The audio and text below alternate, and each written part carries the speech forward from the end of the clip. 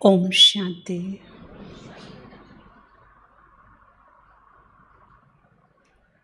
आज की भट्टी का भी वही लक्ष्य है कि जितना सुने लक्ष्य रखें कि कुछ जीवन में उतारें उसको।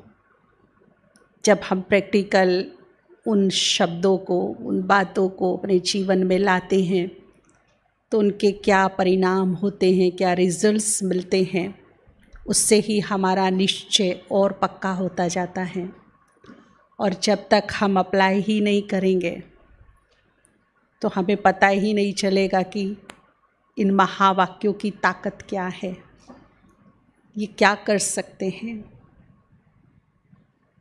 सुनाने वाला कोई भी हो सकता है, परंतु ये जो ज्ञान है ये प्रभु प्रसाद है। हाँ, ये हो सकता है कि बांटने का और परोसने का तरीका सबका अलग अलग हो सकता है।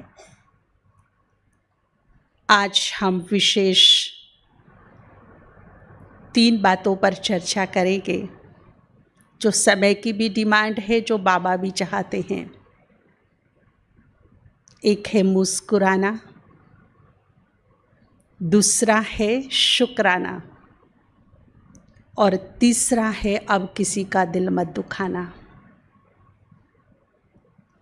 अगर ये 3 बातें हम अपने जीवन में लेके चलें तो हमारे पुरुषार्थ में तीव्रता आ जाएगी, जीवन जीने का एक ढंग आ जाएगा, जीवन खुशियों से और सुखों से भर जाएगा, मन संतुष्ट और तृप्त हो जाएगा। और इस कलयुग के अंत में ही हमें सतयुग जैसा अनुभव होगा। भगवान के साथ का एक निराला सुख मिलेगा। मुझे याद है बाबा के वो महावाक्य जो लास्ट टाइम बाबा ने बोले। विशाल सभा थी, अव्यक्त बाबा पहले बहुत गंभीर मुद्रा में गए, सबको बहुत गंभीरता से दृष्टि दे रहे थे, निहार रहे थे। और फिर बाबा ने बहुत ही उम्मीद भरी दृष्टि से एक बात कही कि बाबा की एक लास्ट इच्छा है अपने बच्चों से, एक लास्ट इच्छा। फिर बाबा थोड़ी देर के लिए, कुछ सेकंड के लिए साइलेंस हो गए। सबके मन में एक जिज्ञासा पैदा हो रही थी कि क्या लास्ट इच्छा है। फिर बाबा ने वो अपनी लास्ट इच्छा बताई कि बाबा अपने हर एक बच्चे को खुशनुमा देखना चाहते हैं। फिर बाबा ने बोला कि उदास, निराश, टेंशन वाले फेस बाबा को अच्छे नहीं लगते। बाबा को तो छोड़ो, यहाँ लौकिक माता पिता बहुत सारे बैठे हैं। अगर बच्चा उदास हो, निराश हो, टेंशन में हो तो किसको अच्छा लगेगा। जब यहाँ देहधारी माता पिता को अपने बच्चे उदास अच्छे नहीं लगते हैं तो वो तो परम पिता है, परम माता पिता है। और केवल कहने के लिए नहीं कि हमने आज तक उसको कीर्तन में, आरती में माता पिता तुम हम बालक तेरे ये कह के बुलाया, परंतु हकीकत ये है कि वो वास्तव में हमारा माता पिता है।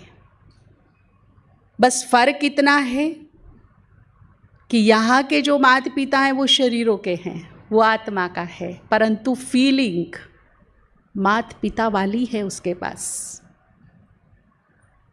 जैसी आपकी आपके बच्चों के साथ फीलिंग्स हैं, ऐसी ही उसकी भी है। तो जैसे हम यहाँ अपने बच्चों को उदास हताश नहीं देख सकते, तो बाबा को भी वो चेहरे अच्छे नहीं लगते हैं। तो बाबा ने अपनी अंतिम लास्ट एक इच्छा जाहिर की अपने बच्चों के सामने कि खुश रहो, खुश रहो। क्यों? क्योंकि वो परम शिक्षक भी है हमारा, और ऐसा परम शिक्षक कि पेपर पहले से आउट किए हुए सब, और पेपर आउट होने के बावजूद भी हम फेल हो जाएं तो कैसे स्टूडेंट है फिर। समय को देखते हुए बाबा ने समय के हमें बहुत पहले से इशारे दिए हैं ये जो अभी हमने पीछे 2 साल का ट्रेलर देखा, इसका इशारा तो 30 साल पहले दे दिया था बाबा ने। आप सभी को ज्ञात हो कि एक अव्यक्त मुरली का एक पैराग्राफ व्हाट्सएप पे बहुत वायरल हुआ था उस समय। वो ही सिचुएशन, वो ही स्थिति जो कई साल पहले बताई थी ऐसा टाइम आएगा, और वो आया। पहली बात तो हमें ये ध्यान रखना है कि परमात्मा के महावाक्य अंतिम सत्य होते हैं, उसके ना पहले कुछ ना बाद में कुछ। अंतिम और संपूर्ण सत्य भगवान के महावाक्य होते हैं। परमात्मा के महावाक्यों को काटने की ताकत तीनों लोकों में किसी के पास नहीं है। जो उसने बोल दिया वो संपूर्ण सत्य। क्योंकि परमात्मा का जब डेफिनेशन आता है, उसके नाम का अर्थ निकाला जाता है, तो सत्य से शुरुआत होता है। सत्यम शिवम सुंदरम, संपूर्ण सत्य। भगवान में विश्वास मतलब उसके महावाक्यों में फेथ। ये नहीं कि हम भगवान में तो विश्वास कर रहे हैं परंतु उसकी बातों पे विश्वास नहीं है मुझे, तो कहीं ना कहीं मेरा निश्चय डामाडोल है, विश्वास पक्का नहीं है। विश्वास पक्का हो तो उसकी एक एक बात में विश्वास, ऐसा विश्वास मेरा उसके ऊपर होना चाहिए। बाबा को पता है कि खुशियों का अकाल आया है संसार में, लोग मुस्कुराना ही भूल गए हैं। थोड़ी सी खुशी के लिए बड़ा सा इन्वेस्ट करते हैं, घर से बाहर भागते हैं, आउटिंग के लिए जाते हैं, जीभ को टेस्ट देने के लिए जाते, आंखों को टेस्ट देने के लिए जाते, कानों को सुख देने के लिए जाते, परंतु जाते जाते और आते आते ही वो खत्म हो लेता है। जेब खाली करके आते तो भी वो स्थायी नहीं रहता है। एक अफ्रीका से भाई आए, उन्होंने कहा मैं बहुत नोट कर रहा हूँ, रीड कर रहा हूँ फेस को, कि आज से 20 साल पहले जो चेहरों पे नूर होता था, एक मुस्कुराहट होती थी, वो नहीं रहा अभी। हर चेहरा टेंशन में है। आप कभी सड़क पर जहाँ बहुत भीड़ होती है ना, रश होता है, वहाँ खड़े होके 5 मिनट नोट कीजिए आते जाते लोगों को। मुस्कुराहट खत्म हो गई है, खुशी खत्म, नूर खत्म। तो ऐसे में एक अलख जगानी है, हमें हर हाल में खुश रहना है। बाबा ने यहां तक बोला, बच्चे तेरा सब कुछ जाता हो जाने दे, जाएगा। ये संपूर्ण सत्य है और अंतिम सत्य है। जितनी जल्दी हो हम इसे एक्सेप्ट कर लें। जिस दिन मेरा ये देह छूटेगा उस दिन मेरा सब कुछ जाएगा। और ये संपूर्ण सत्य है, अंतिम सत्य है। जिस दिन जन्म हुआ उसी दिन मेरी जाने की भी तिथि और तारीख तय हो गई थी, लेकिन इस बात को मैं एक्सेप्ट नहीं करती हूं। मैं ही नहीं रहूंगी तो मेरा क्या रहेगा, है?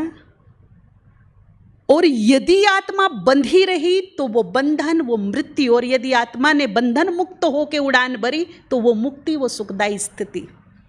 अब मेरे हाथ में है कि मुझे मृत्यु को प्राप्त करना है बंधनों में बंधकर, या मुझे एक सुंदर सी उड़ान भरनी है। अब आप देखिए, आप शिमला जाइए, कुल्लू मनाली जाइए, वहाँ बहुत स्नोफॉल होता है, बहुत चारों तरफ बर्फ होता है। तो जब हम वहाँ जाते हैं तो हमें एक कूलिंग, अलग से ठंडक का आभास होता है, क्योंकि वहाँ बर्फ है। आप साउथ की तरफ चले जाइए, वहाँ बहुत हाई टेम्परेचर होता है, वहाँ गर्म फील होगा। जब आत्मा ऊपर की ओर उड़ान भरेगी तो ऊपर कौन है? कौन है ऊपर? और वो कौन है, क्या है वो आनंद सागर, शांति का स्रोत है। जैसे जैसे आत्मा उसके पास जाएगी, आत्मा को वो ही फीलिंग आने लगेगी जो उसमें है। जैसे बर्फ के पास जाने से ठंडक फील होती है, अग्नि के पास जाने से गर्म फील होता है। जब हम शांति के सागर, सुख के सागर, आनंद के सागर के सानिध्य में जाएंगे, उसकी तरफ बढ़ेंगे, तो आत्मा को अनुभूति कैसी होगी? दुख की होगी, खिंचाव की होगी, लगाव की होगी, तड़फ की होगी। एक ऐसी अनुभूति होगी कि उसे आभास होगा कि नीचे तो कीड़े मकोड़ों की दुनिया है, आनंद तो यहाँ है। ये है मुक्ति की स्टेज। मुक्ति जिसके लिए पूरी उम्र व्यक्ति कामना करता है, फिर डरता क्यों है? डरता मृत्यु से है, क्योंकि मृत्यु तब कष्टदायी हो जाती है जब आत्मा में बहुत सारे बंधन होते हैं और वो बंधन उसे खींचते हैं चारों तरफ, तब वो देह से अलग नहीं हो पाती, तो मृत्यु होती है। और जब वो बंधनों से मुक्त हो जाती है, वो स्वीकार करा के अपने को रखती है कि मेरा तो कुछ भी नहीं है, मेरा तो ये शरीर भी नहीं, जब मैं इस धरा पर आया था नाम भी मेरा नहीं था, वो भी किसी और ने ही बख्शा मुझे, और जब जाऊंगा तो उसी कंडीशन में जाऊंगा जिस कंडीशन में बस एक पुण्यों की और दौलत की दुआएं तो साथ चलेंगी, बाकी सब यही छूटेगा, सब यही छूटेगा। इसीलिए अब चलने की भी तैयारी करनी है साथ साथ, पता नहीं कब कहाँ किस मोड़ पर, अब तो कोई श्योरिटी नहीं रही है। अभी अभी था, अभी अभी है ही नहीं, रात को ठीक ठाक सोया, सुबह उठा ही नहीं, है कोई श्योरिटी? एक पल एक क्षण की भी मैं कहूँ कि मैं श्योरिटी लेके बेटे मैं शाम तक हूँ, नहीं हो सके, अगला शब्द मेरे मुख से निकले ही नहीं। तो यहां से मुक्त करते चलेंगे अपने आप को, सब उसका मैं भी उसकी, उसने ही दिया है। एक ऐसी भावना अपने मन में रखेंगे ना तो बंधन अपने आप खत्म होते चलेंगे। तो खुश रहना है और ये स्वीकार कर लेना है कि छूटेगा तो सब कुछ छोड़ के चलना है। ना लाए थे ये स्थूल व्यक्ति, साधन, घर, प्रॉपर्टी ना लेके जाएंगे। तो बाबा ने कहा बच्चे तेरा सब कुछ जाता हो तो भी तैयार, खुश, हर हाल में खुश। इवन बहुत बड़ी बात कही कि तुम्हें मालूम पड़ जाए कि अब से 5 मिनट के बाद ये देह छूटेगा, तुम्हारा शरीर छूटेगा, तो ये शरीर तो छूट जाए परंतु तुम्हारी खुशी अंतिम श्वास तक ना छूटे। प्राण तन से निकल रहे हों और होठों पे मुस्कुराहट हो, एक सुकून, एक शांति, एक खुशी, ऐसी स्थिति बाबा चाहता है अपने बच्चों की। बन सकती है। जब रॉयल बाप के बच्चे हैं तो जाए भी रॉयल्टी से ना, है ना। जब हमें रॉयल्टी पसंद है, हम रॉयल्टी से रहना पसंद करते, रॉयल्टी से खाना पसंद करते, लाइफ स्टाइल हमारा रॉयल होना चाहिए, तो रॉयल बाप की हम संतान हैं तो जाएं कैसे फिर रोते हुए? जाना भी हमें कैसे है? रॉयल्टी के साथ। जब दुनिया वाले देखें तो कहें कि वाह, कोई प्रभु का लाल गया इस संसार से। ऐसा तो हमने आज तक नहीं देखा था। चलने की जब तैयारी करनी ही है तो इस प्रकार की तैयारी करें हम कि जाने के बाद भी एक सीख दे जाए संसार को कि जब जाना है तो कैसे जाना है। ठीक है ना। बाकी तो सब कुछ छूटेगा, लेकिन कुछ है जो भरपूर करके जाना है, वो है हमारे पुण्यों की पूंजी, वो है हमारे दुआओं की दौलत, उन्हें भर भर के ले जाना है। और जिनके पास ये बहुत होगा वो मुस्कुराते हुए ही जाएगा, वो संतुष्ट होकर ही जाएगा, उन्हें कोई बंधन आकर्षित करेगा ही नहीं। तो देखिए बाबा ने कहा तेरा सब कुछ जाए तो भी, ये देह भी जाए तो भी तुम्हारी खुशी नहीं जानी चाहिए। अब रूहानी सेना बैठी है सभी, और हमारा जो कमांडर है वो हमें ट्रेनिंग दे रहा है कि तुम्हें किस तरह से आगे की लड़ाई लड़नी है। तैयार हैं सभी? तैयार हैं। परंतु अभी ही की लंबी आदत खुश रहने की हमारे काम आएगी। अभी क्या होता है, हम सोचते हैं आज हम पूरा दिन खुश रहेंगे, पर छोटी सी बात मेरे मन के विपरीत हो जाती है तो मूड खराब हो जाता है, डिस्टर्बेंस हो जाता है, इरिटेशन आ जाता है, चिड़चिड़ापन, घड़ी घड़ी मूड स्विंग होने की आदत, चिड़चिड़ापन की आदत, घड़ी घड़ी रो लेने की आदत, रूठ लेने की आदत, ताने सुनाने की आदत। ये कौड़ी तुल्य कीमत है इन बातों की, कोई कीमत नहीं। कौड़ी की भी कीमत होगी कुछ अगर खरीदने जाए मार्केट में, तो इनकी तो इतनी भी कीमत नहीं है। और जो बिल्कुल ही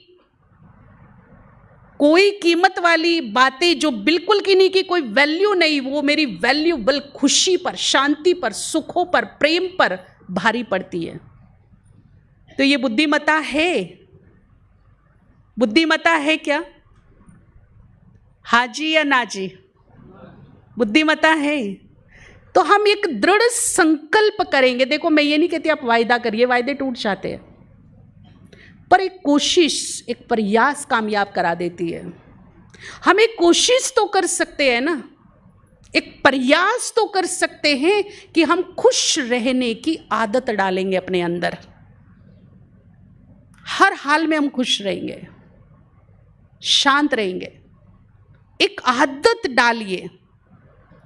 ये जो छोटी छोटी बातों में कुछ कुछ हो जाता है ना, जो खुशी मेरी भी खत्म और परिवार की भी खत्म, अड़ोसी पड़ोसी की भी खत्म, इन आदतों को हमें खत्म करना पड़ेगा। और कोई भी आदत एक दिन में पड़ती नहीं और कोई भी आदत एक दिन में खत्म भी नहीं होगी। इसीलिए थोड़ा अटेंशन देकर परसेंटेज में इसको हम बढ़ाएं। जैसे कोई बीमारी होती है ना, फीवर है, अभी 103 था, तो डॉक्टर पूछेगा मेडिसिन लिए अभी कितना है, कितना कम हुआ। वो ये नहीं कहेगा उतर गया क्या। अगर 103 है तो एकदम ये नहीं पूछे उतर गया, वो बोलेगा कितना कम हुआ, क्योंकि उसे भी पता है मेडिसिन दी है, बुखार ज़्यादा था तो धीरे धीरे क्या होगा, ठीक होगा। तो ये लंबे समय की जो हमारी आदत है ना, गुस्सा हो जाना, नाराज हो जाना, रूठ जाना, रो लेना, मूड खराब करना, इरिटेट हो जाना, दूसरों को कर लेना, ये एक दिन में ख़त्म नहीं होगा। मैं सोचूं कि आज ही मैं इस आदत को ठीक कर दूं, इम्पॉसिबल। लंबी बीमारी है, इसका ट्रीटमेंट भी करना पड़ेगा, इसका परहेज भी होगा, और फिर धीरे धीरे धीरे धीरे ये आदत क्या होगी, ठीक होगी। हम क्या करते हैं कि आज बस प्रतिज्ञा करके उठी हूं, पूरा दिन खुश रहूंगी, खुश का माहौल बना के रखूंगी। और सिचुएशन ऐसी हो गई, क्योंकि माया भी कान लगा के सुन रही होती है, देखो तू कैसे खुश रहती, मैं बैठी हूं ना अभी। जब वो सवा शेर बनकर आती है और हम पर हावी होती है और हम फेल हो जाते हैं, अरे नहीं होता, ये तो मारुतियों के काम है, हमारे थोड़े, हम गृहस्थी में रहने वाले है ना, सतयुग में आ जाए बस इतना ही बहुत है अपने को। तो फिर हम नीचे, हमारी जो सोच है वो थोड़ी थोड़ी क्या आने लगती है, नीचे आने लगती है, और फिर छोड़ देते हैं। नहीं नहीं, अपने से नहीं होते। तो जो मधुबन में रहते हैं, सेंटर पे, उनके लिए है। अपने तो बहुत बखेड़े हैं गृहस्थी में, होता है कि नहीं होता है इससे। लेकिन जब हम इसे एक बीमारी की तरह ट्रीट करेंगे, कितनी ठीक हुई है, कितनी दवाई लग रही है, कितना हमारा अटेंशन लग रहा है, कितना हमें रिजल्ट मिल रहा है, तब हम इसे ठीक कर पाएंगे। कोई भी आदत को एक दिन में नहीं ठीक किया जा सकता, ना वो एक दिन में बनती है। बनने में भी लंबा टाइम लगता है और छूटने में भी थोड़ा टाइम तो लगेगा, ठीक है ना। तो पहला ये रखेंगे। दूसरा, मेरी खुशी गायब कहाँ होती है, हमें इन चीज़ों को देखना है। अगर लाइफ में ऐसा लगता है कि खुशी के अकाल पड़े हैं, बाबा भी मिल गया, मुरली भी सुनते हैं, अमृत वेला भी करते हैं, सब कुछ हो रहा है ठीक ठाक, लेकिन फिर भी जो एक सेटिस्फेक्शन होना चाहिए, जो एक अंदरूनी खुशी होनी चाहिए, वो मुझे फील नहीं हो रही है, वो सुख की अनुभूति फील नहीं हो रही है। तो उसके लिए आप क्या कीजिए, आज से 1 महीने तक का काम है, कम से कम 10 से 11 लोगों को एक लक्ष्य रखिए कि उसे मैं कुछ दूं ना दूं, उसे खुशी और सुख जरूर दूंगी मैं। चाहे वो मेरे परिवार वाले हों, अड़ोसी पड़ोसी हों, संबंध संपर्क वाले हों, फ्रेंड सर्कल हो, या मेरे कार्य क्षेत्र के कारोबार के साथी हो। कुछ नहीं दे सकती ना, जब मैं उनसे जुदा हूं, जब मैं उनके पास से हटूं, तो एक स्माइल देकर हटूं। वो चाहे आप कैसे भी दीजिए, अपने बोल के थ्रू दीजिए, व्यवहार के थ्रू दीजिए, अपनी सोच के थ्रू दीजिए, पर लक्ष्य रखिए कि जब मैं किसी को बाय करूं या कोई मेरे से बाय करके जाए, तो वो क्या लेकर जाए, एक स्माइल लेकर जाए, सुख से जाए। और फिर मैं यहां आपसे दावा करती हूं, चैलेंज है, आप करके देखिए, 15 से 20 दिन के अंदर अगर आपके जीवन में खुशी ना आ गई, तो फिर कहना, खुद को फील होगा, नहीं अब मैं बेहद खुश हूं, अब मुझे सुख मिल रहा है। ये अनुभव व्यक्तिगत होगा हर एक को। अब देना शुरू कर दीजिए। मुरली में बहुत बार सुना है, दे दान।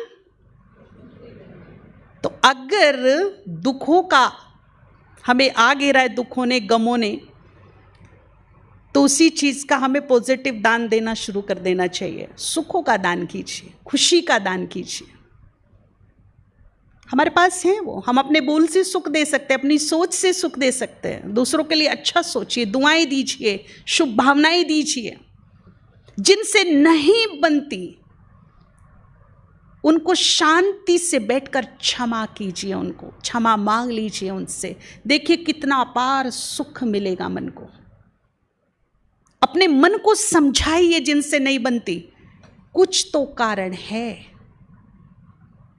एक से ही क्यों नहीं बनती, बाकी से तो बन रही, तो उस आत्मा से क्या कारण है जो बन नहीं रही है? अगर कारण खोजेंगे तो समझ में आएगा कुछ तो गड़बड़ हुई है।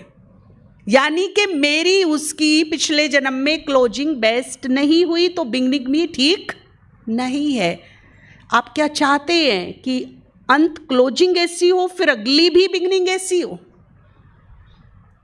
अब तो हमारा फाइनल क्लोजिंग पीरियड चल रहा है। मार्च महीना आता है तो हम सब क्या करते हैं? सरकारी कार्यालय होते हैं, प्राइवेट भी होते हैं, वो क्या करते हैं मार्च महीने में? स्पेशली छुट्टी नहीं मिलती किसी को, क्लोजिंग का है भाई, क्लोजिंग का टाइम चल रहा है। पिछले साल का पूरा खाता क्लोज और 1 अप्रैल से नया खाता शुरू। तो यूं समझ लीजिए कि संगम युग के उस कागार पर हम आ पहुंचे हैं जहां हम सबका मार्च महीना चालू हो गया है, क्लोजिंग पीरियड। जो ये 63 जन्म का है ना हिसाब किताब, ये मुझे अभी इसी वक्त में बड़े शॉर्ट पीरियड में क्लोज करना है। और इस क्लोजिंग पीरियड में नए खाते में बना डालूं तो ना तो मेरे पास वक्त है ना सामर्थ्य है। अगर पिछली मोटी मोटी गांठें गठड़ी अब तक मेरे से खुली नहीं है, वो क्लियर नहीं हुई, और नई नई में बना के और रख दूं, तो मेरे पास ना सामर्थ्य ना शक्ति ना वक्त। उन्हें खोलेगा ऊपर वाला, और जब वो खोलेगा उसके खोलने का ढंग आप सोच भी नहीं सकते क्या होगा। इसीलिए तौबा तौबा कर लीजिए नए कर्म कड़े खाते बनाने की। अच्छे जरूर बनाइए, अच्छों की तो झोलियां भरी है, उनको खोलने की जरूरत ही नहीं पड़ेगी, परंतु जो बुरे हिसाब किताब हैं उनसे तौबा, पूरे खानदान की तौबा हो जाए। अटेंशन, तीव्र पुरुषार्थ, इस समय की जो भारी भरकम डिमांड है, नए खाते मत बनाओ, बिल्कुल नहीं बनाओ। और उसके लिए क्या है कि जो नए बनाने नहीं, पुराने खत्म नहीं हो रहे, हिसाब किताब है वो किसी ना किसी, अब कलयुग का अंत चल रहा है, कई बार ऐसा होता है हमारे पास भाई बहनें आते, जी हम तो बिल्कुल राइट हैं, हम बिल्कुल सही है, पर सामने वाला हमें परेशान कर रहा है। तो एक बार हमारे साथ भी ऐसी बात हो गई थी, मैं और मेरा भाई हम ऐसे झगड़ रहे थे आपस में। तो वो कहता मैं ठीक हूं, मैं कहती मैं ठीक हूं। हमारी दोनों की बात हमारे फादर के पास गई कि तुम दोनों ही गलत हो। क्यों? तो उन्होंने बहुत अच्छी बात समझाई।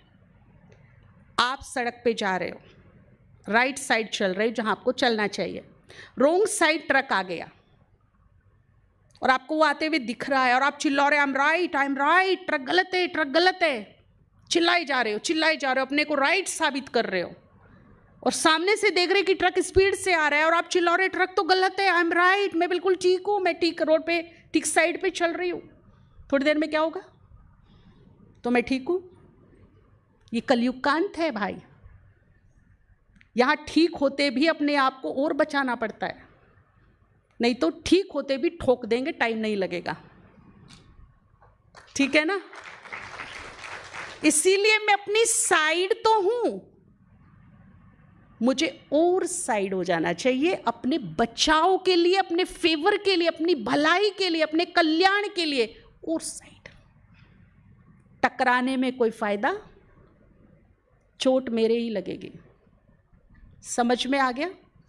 किसी से भी टकराने में कोई फायदा, कर्म बंधन मेरे ही बनेंगे। तो सबसे बेस्ट फार्मूला है, कुछ समय करके देखिए, सुबह या शाम को, जिनसे नहीं बनती है उनसे फॉरगिव करके देखिए, मन ही मन बाबा के सामने बैठकर चित्त को शांत करके, अपने कल्याण के लिए, अपनी सुखों के लिए, अपने परिवार की शांति के लिए, अपनी सफलता के लिए, अपने जीवन को निर्विघ्न बनाने के लिए व्यक्तिगत रूप से अपने लिए ये करके देखिए सच्चे हृदय से। जिन भी आत्माओं को मेरे से कष्ट मिला है, तकलीफ मिली है, चाहे वो इस जन्म में मिली है या पूर्व जन्मों में मिली है, मैं उनसे क्षमा याचना करती हूँ भगवान को साक्षी मानकर, और एक दृढ़ संकल्प करती हूँ, एक प्रयास, एक कोशिश चालू करती हूँ कि अब मेरे मन से, वचन से, कर्म से, व्यवहार से किसी को दुख तकलीफ ना मिले। पूरी कायनात, पूरी कुदरत, ऊपर वाला सब आपको क्षमा करने में लग जाएगा। जब हम अपनी भूलों को एक्सेप्ट करते हैं और उनको ना करने का दोबारा संकल्प करते हैं तो प्रकृति का भी योगदान हमें मिलने लगता है, भगवान का योगदान मिलने लगता है। आपने किसी सीरियल में, किसी पिक्चर में देखा होगा, कोई विलेन था, कोई बुरे काम करता था, लेकिन उसे सीख मिल गई, वो अच्छा बन गया, अब अच्छे रास्ते पे चल रहा है।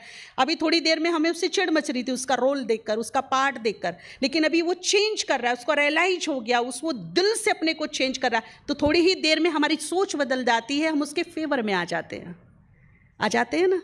तो ऐसे ही जब हम अपनी गलतियों को रियलाइज करके, महसूस करके स्वीकार करते हैं तो पूरी कायनात, पूरी कुदरत, ऊपर वाला सब हमारे फेवर में आ जाते हैं।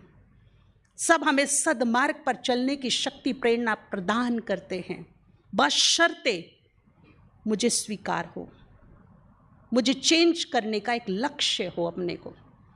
सब कुछ पॉजिटिव हो जाएगा, ठीक हो जाएगा। जिनसे हिसाब किताब है ना, वो भी ठीक हो जाएंगे, वो भी शांत हो जाएंगे। आपको किसी पर गुस्सा आ रहा हो, आपके विपरीत कुछ काम कर दिया हो किसी ने, आप बहुत ही गुस्से में उसके पास गए, बहुत इरिटेट है, बड़े गुस्से में, उसको पता है कि बहुत गुस्से में कुछ बोलेगा भी तो, लेकिन जैसे ही आप पहुंचे उसने कान पकड़ के बोले आई एम वेरी सॉरी भैया, माफ़ कर दो प्लीज़, तो जो 100% उग्रता थी मन में वो थोड़ी डाउन होगी कि नहीं होगी? प्रैक्टिकल बताइए। बिल्कुल, क्षमा यही काम करती है। जिनसे हमारे कड़े हिसाब किताब इस जन्म में या पूर्व जन्म में, मन की उग्रताओं को क्षमा क्या करती है, और इससे हमारी जो भोगनाएं हैं वो क्या हो जाती है, डाउन हो जाती है। हर हाल में मेरा ही फायदा है, पर ये नहीं कि गलती करते रहो माफी मांगते रहो, गलती करते रहो माफी मांगते रहो, ये नहीं। एक कोशिश, एक प्रयास, एक लक्ष्य रखिए, नहीं अब भी नए कर्म बंधन नहीं बनाने हैं, ठीक है ना।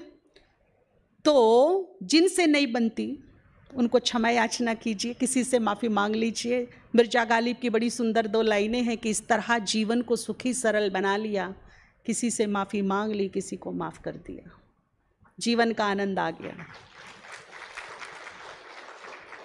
यही तरीका बचता है, उलझने का वक्त तो है नहीं हमारे पास। बदलाई लेना है तो संभाल के रखिए, द्वापर युग में तो तलवारें निकालिए, खूब युद्ध करिए, किसने मना किया, लेकिन अभी हमें टाइम इजाज़त नहीं देता है ये सब करने के लिए, ठीक है ना। दूसरी बात, हमारी खुशी गायब होती है जब हम दूसरों से कामनाएं रखते हैं, उम्मीदें रखते हैं, और खासकर अपनों से। परायों से तो बहुत कम होती है, पर अपनों से बहुत होती है हमारी कामनाएं, होती है कि नहीं। एक फार्मूला अपना सेट कर लीजिए, कामनाएं 100, खुशी 0। और यदि खुशी को 100 पर ले जाना है तो कामनाओं को कहाँ ले आओ? किसी से कोई कामना नहीं, कोई कामना नहीं। जब हमारी कामनाएं पूरी नहीं होती ना, हमारा मूड खराब होता है, संबंधों में कड़वाहट आती है, दूरियां बढ़ती हैं, लड़ाइयाँ होती हैं, मनमुटाव होते हैं।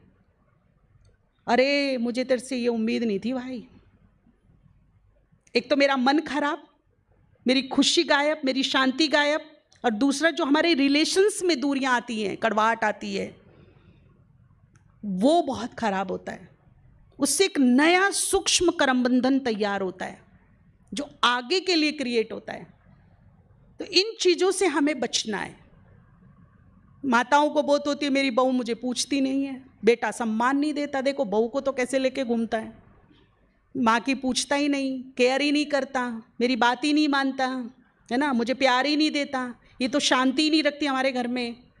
बहुत सारी ऐसी रोजमर्रा की कामनाएं होती हैं छोटी छोटी, जो हमारी भारी भरकम खुशी पे, प्रेम पे, सुखों पे, हमारे संबंधों पे भारी पड़ती है।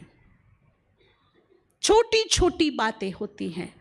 आज मैं एक ऐसा फार्मूला आपको बताऊंगी, अगर समझ में आ गया तो जीवन तर जाएगा।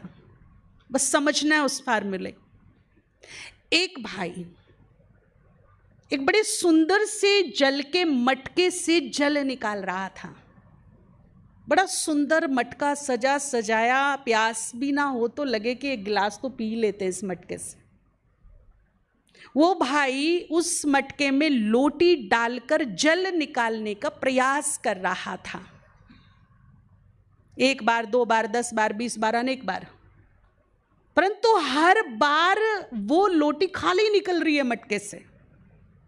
वो बार बार डालता है, घुमाता है, टेढ़ा मेढ़ा होता है, लेकिन लोटी खाली बार निकल रही है।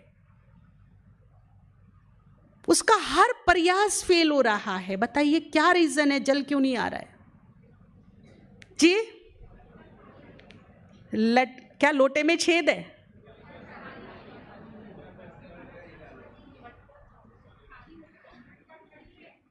और इधर क्या बोल रहे हैं? पानी का स्तर कम है। और क्या बोल रहे हैं? पानी ही नहीं है।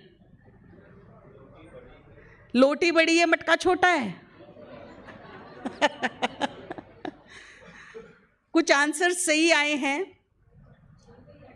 मटका सूखा है, ना के बराबर है पानी, सूखा ना के बराबर। आप 1 बार, 10 बार, 50 बार, 100 बार डालिए, लोटी क्या आएगी? इतनी सी बात समझनी है। कलयुग के अंत में हर आत्मा रूपी मटका सूख चुका है, ना के बराबर है। हम जिनसे प्यार की कोशिश कर रहे हैं ना, कभी झांक के देखना, जो प्रेम की परसेंटेज है आत्मा में वेरी लो। उसके लिए भी सफिशिएंट नहीं, मुझे कहां से देगा? और जिसके पास है ही नहीं, मैं कितनी भी बार लोटी डालूं डालूं डालूं डालूं, परेशान रहूं, कहां से देगा? जिससे मैं शांति की कामना कर रही हूं, कभी झांक के देखा उसके जीवन में शांति है क्या? जिससे मैं सम्मान की कामना कर रही हूं, कभी ध्यान से देखना उसके पास आत्मसम्मान नाम की कोई चीज है? वो खुद को रेस्पेक्ट नहीं दे सकता है, उसके पास सेल्फ रेस्पेक्ट नाम की चीज नहीं, मुझे कहां से देगा वो? क्योंकि बहुत लो में आ गई है, सूख चुके हैं हर मटके। कलयुग के अंत से गुजर रही हैं, खाली हो चुके हैं।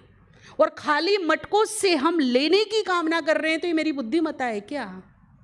मिलेगा क्या? मिलेगा? तो जिनसे हमारी कामनाएं हैं ना, उम्मीदें, वो खाली हो चुके हैं, उनके पास नहीं है। उनकी आत्मा में वेरी लो परसेंटेज बची है, ना के बराबर है, उनके लिए भी नहीं है। ऐसी हालत हो गई है। और हम दे, सम्मान दे, मुझे पूछ, मुझे मेरी बात मान, प्यार नहीं करता, शांति नहीं रखती, कितनी हमारी कामनाएं हैं। और सुबह से शाम तक मूड खराब, रोना रूठना, तबीयत खराब, माहौल खराब, खुशी गायब। चेहरे ऐसे कि कहते हमें भगवान मिला। एक बार देख लो चेहरा जरा, भगवान तो सो है ना, कैसे चेहरे होता है, हाँ बाबा है मेरे पास। वो दूसरे भी हंसते, अरे देखो तो सही क्या बोल रही है, आंसू भी पहुंचे, बाबा है, बाबा सब देख रहा है, वो है मेरे पास, तो कैसा लगेगा बोलो? है अच्छा ठीक है, उनके मटके तो खाली है, भरा मेरा भी नहीं है, पर खाली भी नहीं है। मैं सागर से जुड़ी हूं, मैं सागर से जुड़ी हूं, भरा मेरा भी नहीं है, परंतु खाली भी नहीं है, फुलफिल भी नहीं हूं, इसमें कोई डाउट नहीं है, परंतु खाली भी तो नहीं हूं ना। जब मैं उसका ध्यान करती, कुछ शांति की बूंदें मेरे अंदर आती है।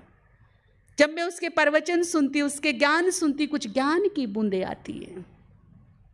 जब उसके सानिध्य में जाती, उसके प्रेम को महसूस करती, कुछ प्रेम की बूंदें आती है।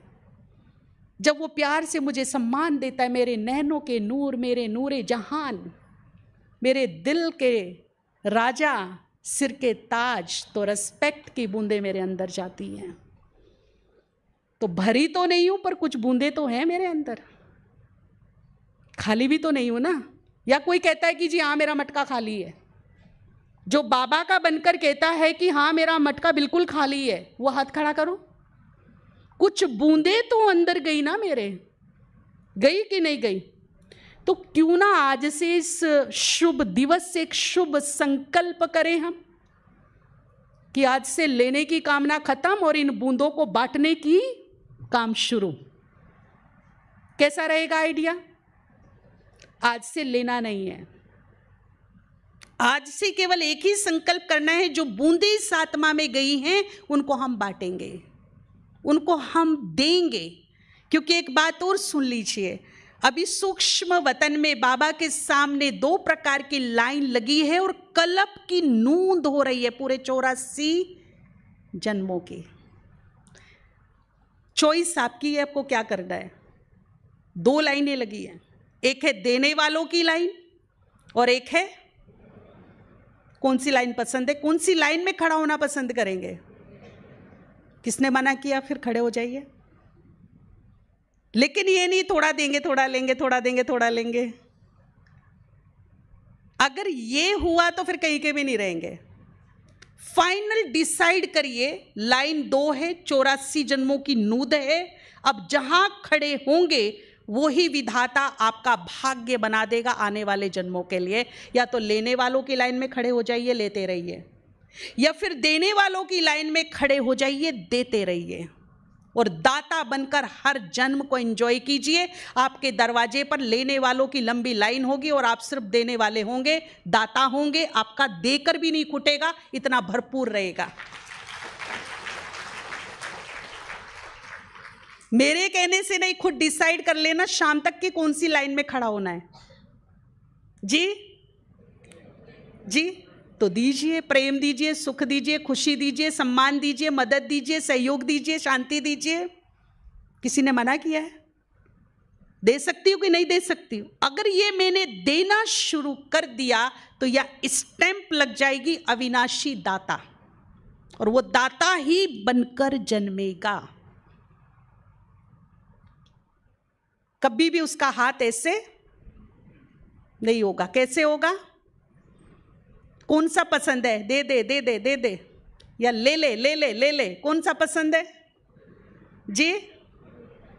कर लीजिए अपने भाग्य का निर्माण। आज से लेने की कामना खत्म कर दीजिए। कोई नहीं देता ना, कोई बात नहीं, मेरे पास तो है ना, मैं देती हूं। और एक अच्छा बिजनेसमैन, सफल बिजनेसमैन कमाई कैसे करता है पता है? पहले कमाई करने से पहले अपनी जेब से इन्वेस्ट करता है वो, तब उसका बिजनेस चालू होता है, तब 1 के 2 आते हैं। अगर वो अपनी जेब से इन्वेस्ट ना करे तो उसका कमाई का कोई सोर्स नहीं है। है क्या? है क्या? तो पहले इन्वेस्ट कीजिए। जब हम इन्वेस्ट करेंगे तो कमाई होगी। आध्यात्मिकता की यही खूबी है। आध्यात्मिकता क्या कहती है? 2 तो आएगा, 2 तो बढ़ेगा। अगर मैं देना शुरू कर दूं दूसरों को तो बढ़ना शुरू हो जाएगा, कुछ ऊपर से कुछ नीचे से। मेरा तो फुलफिल होना ही एक दिन है ना। परसेंटेज 75 से आप करनी ही करनी है, फर्स्ट डिवीजन में तो जाना ही जाना है हर हालत में। होगा कि नहीं होगा? टाइम बहुत कम है, चैलेंज बहुत बड़े हैं। अब से अभी से इसी पल से लग जाइए काम पर, देना शुरू कर दीजिए। अच्छा, चेहरा देखकर देंगे, पद पोजीशन, जेब, देने का क्या नियम होगा? सूरज कैसे देता है?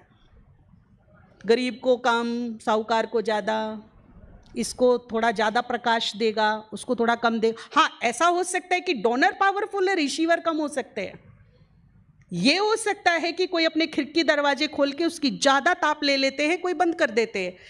तो डोनर और रिसीवर में फर्क हो सकता है, ठीक बात है। परंतु सूरज पक्षपात नहीं करता, सबके लिए एक जैसा निकलता है, सबको एक जैसी ताप, एक जैसा प्रकाश देता है। रिसीवर अलग अलग हो सकते हैं, वो अलग बात है, ठीक है ना। तो मुझे किस तरह से देना कि अपनों को तो खूब दे रही हूं, है ना, और पराये ने थोड़ी सी ऐसी वैसी बात कर दी, डांट डपट एक लगाया, भगाया उसको। और फिर मैं सेटिस्फाई हूँ कि हाँ मेरे घर में तो मैं अच्छे से दे रही हूँ, लेकिन बाहर वाले के साथ पद पोजीशन देख के मैं अच्छे से दे रही हूँ। एक भाई की मैं आपको रियल स्टोरी सुनाती हूँ। एक अच्छे ऑफिसर थे, वो किसी अपने से भी बड़े ऑफिसर से मिलने गए ऑफिस में। गेट कीपर होता है ना, गेट कीपर, वो गाड़ी का हॉर्न लगाए जा रहे, उसको 3-4 मिनट लेट हो गया आने में, दरवाज़ा खोलने में। जब उसने गेट खोला, उसने अपना कांच डाउन किया नीचे गाड़ी का, उसको इतना डांटा ना, तमीज़ नहीं है, ड्यूटी ठीक से नहीं करते हो, दिमाग ठीक है तुम्हारा, खूब सुनाई उसको। जब वो ऑफिस में पहुंचा बड़े अफसर से मिलने के लिए, तो पता चला कि अफसर जो है 3 घंटा लेट है, कोई अर्जेंट मीटिंग में है, 3 घंटे के बाद आएंगे। अपॉइंटमेंट थी उसी टाइम की, लेकिन अर्जेंट मीटिंग की वजह से 3 घंटा लेट हो गए। अब ऑफिस में 3 घंटा बैठा, 3-3 घंटे के बाद वो अफसर आया, खड़ा होकर सलाम, जी सर, जी सर, जरूरत से ज़्यादा रेस्पेक्ट। क्या बोलेंगे इसको आप? वो केवल 3 मिनट लेट था, गेट कीपर। उसके साथ मेरा व्यवहार क्या था? और अफसर 3 घंटा, 3.25 घंटा लेट आया, उसके साथ मेरा व्यवहार क्या था? तो मैंने शरीर को, पद पोजीशन को देखकर रेस्पेक्ट दिया, वो दाता नहीं।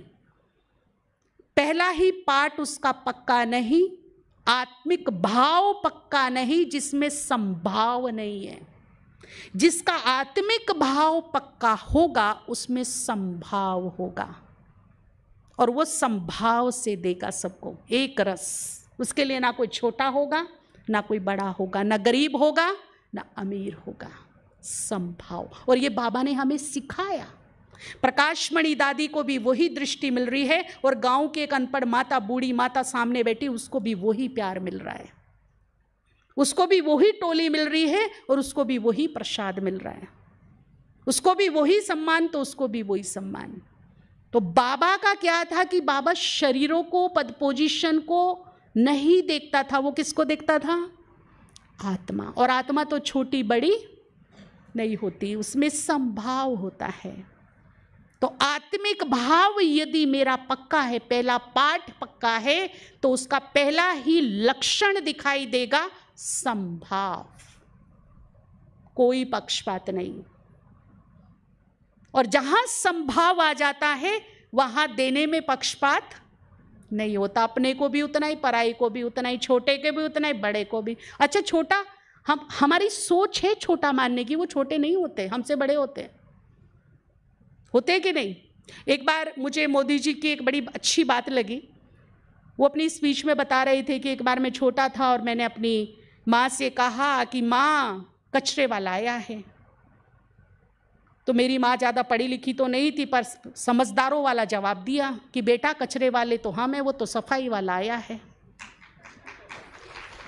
अच्छा देखिए, रियलिटी भी तो यही है। सारा दिन कचरा किसने इकट्ठा किया? तो कचरे वाले कौन हो गए? वो क्या करने आया है? तो वो तो सफाई वाला है ना। सोच का फर्क है। एक भाई सुबह सुबह मुरली सुनने आ रहा था, जल्दी आ रहा था, तो सड़क पे जो झाड़ू लगाते हैं ना, वो झाड़ू लगाए जा रहा। भाई नहा धो के, वाइट ड्रेस पहन के, बैच लगा के, तेल वेल लगा के मस्त खड़ा था। अब वो झाड़ू लगा रहा है तो धूल उड़ रही है, काफी देर से खड़ा है कि रुके तो मैं निकलूं, रुके तो मैं निकलूं। अब वो रुका नहीं तो उसको डांट लगा दी, भाई तू दिखाई नहीं देता, इतनी धूल धमाल कर रखी है, हमें जाना है बाहर, समझ में नहीं आती।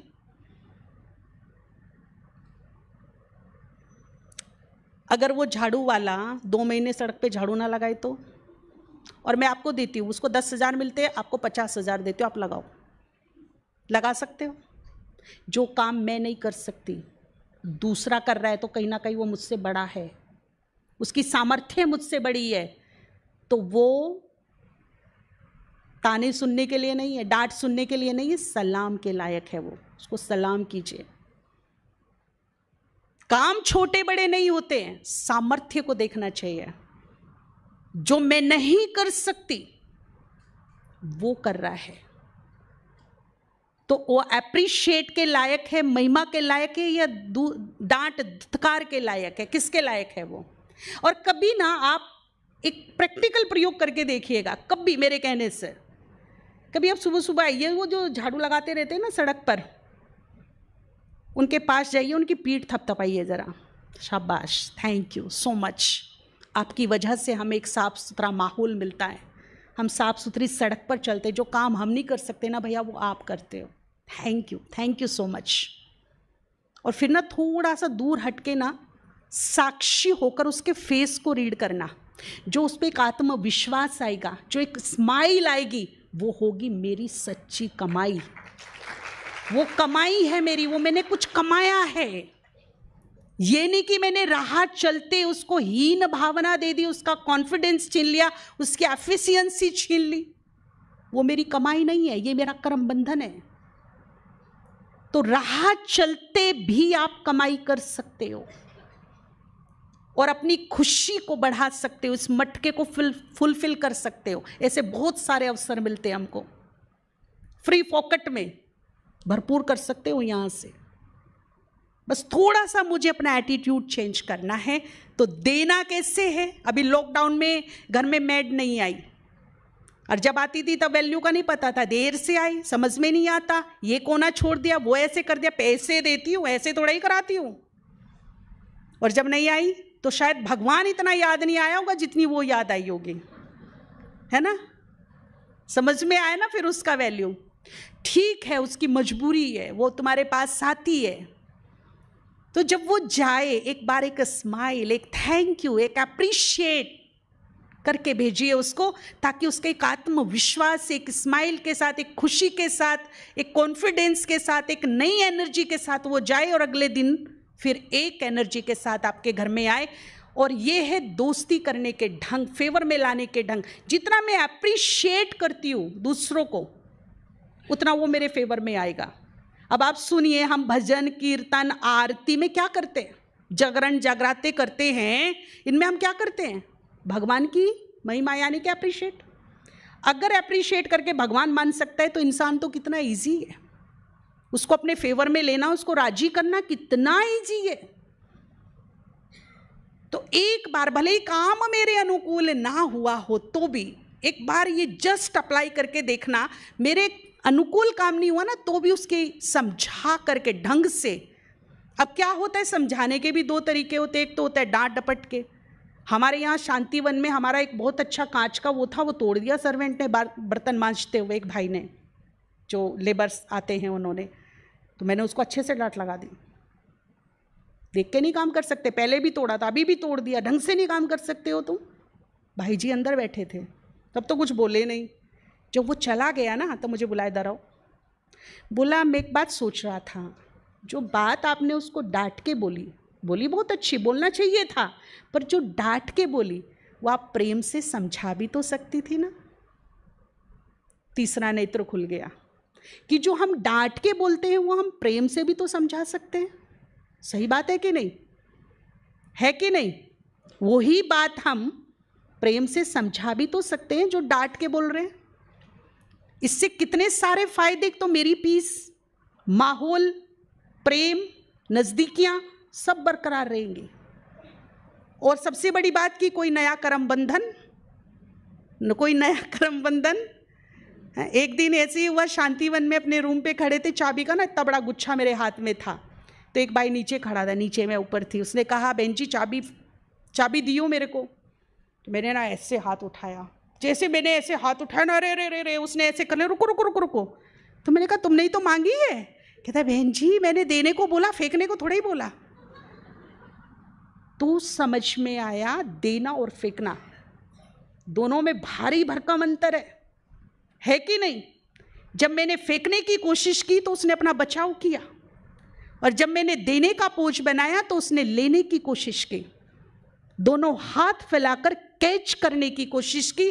तो हमारी शिक्षा जो देने का ढंग है, समझाने का जो ढंग है, समझाइए, जरूर समझाइए, पर फेंकिए नहीं शिक्षा को।